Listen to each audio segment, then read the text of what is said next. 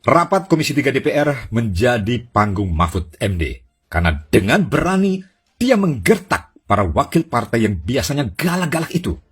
Dengan piawai dan tajam, dia lempar argumentasi dan pengetahuan untuk mencerahkan para anggota Dewan. Menko Polhukam Profesor Muhammad Mahfud MD datang ke markas DPR RI sebagai orang pemerintah, wakil penguasa. Sedangkan Komisi 3 DPR RI adalah tempat berkumpul wakil rakyat kepanjangan aspirasi rakyat. Namun, setelah kita melihat siaran langsung rapat dan uji fakta data di Komisi 3 DPR RI, segala puji-pujian dan dukungan moral serta doa ini justru diberikan kepada Mahfud MD. Tapi sebaliknya, segala macam makian dan cacian dikirim untuk wakil rakyat. Penyebabnya adalah kejelasan pernyataan Mahfud MD yang mudah dimengerti oleh awam. Ditambah integritas Menteri Andalan Jokowi ini dalam memberikan paparan kasus yang sedang ditangani. Sedangkan politisi Senayan lebih menampakkan sikap pamer kuasa, pamer kewenangan, arogansi, jual aksi, bersiasat, sering main potong pernyataan dan berkelit-kelit cari selamat untuk diri sendiri dan partainya. Ini bukan untuk rakyat. Nah, dalam acara dengar pendapat itu, nampak nyata Mahfud MD lah yang mewakili negara dan rakyat. Sementara politisi di Senayan yang notabene statusnya adalah wakil rakyat, tapi malah terlihat sedang mewakili diri sendiri secara pribadi di samping partainya.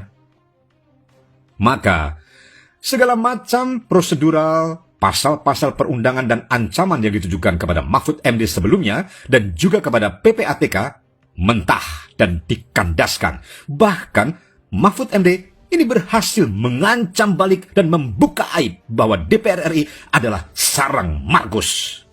Ada 3 anggota DPR RI yang disodok nampak kelimpungan.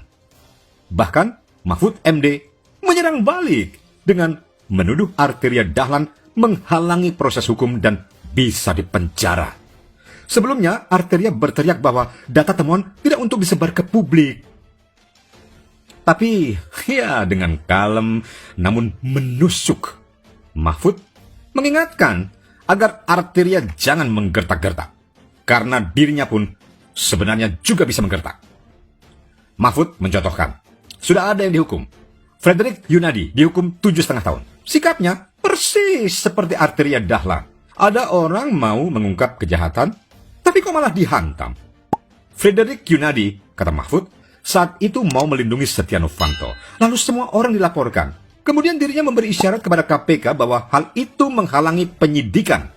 Orang yang menghalangi penegakan hukum harus ditangkap. Mahfud meminta Arteria untuk tidak main ancam-ancam begitu. Karena sejatinya mereka ini sama. Seperti guru pada muridnya. Mahfud menjelaskan bahwa selain PPATK yang melapor, BIN juga rutin mengirim informasi kepadanya, bukan hanya kepada Presiden. Mahfud balik menantang. Apakah Arteria berani menanyakan kepada Kepala BIN Budi Gunawan, mengapa lapornya ke Menko Polhukam? Padahal dia bawahan Presiden. Berani nggak?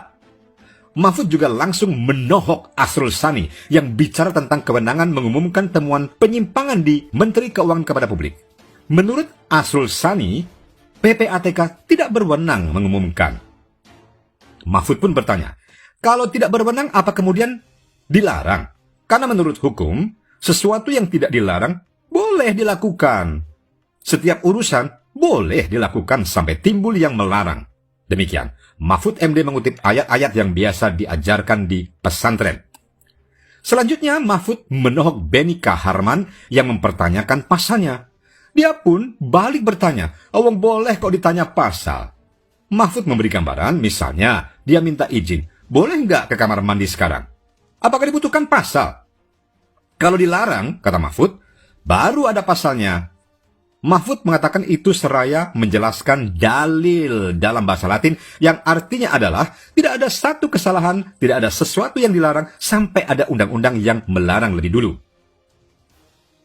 Dengan muka pucat pasi, Beni Kaharman mengalihkan perhatian dengan melempar bola panas, menduga-duga Mahfud MD hendak menyingkirkan Dr. Sri Mulyani.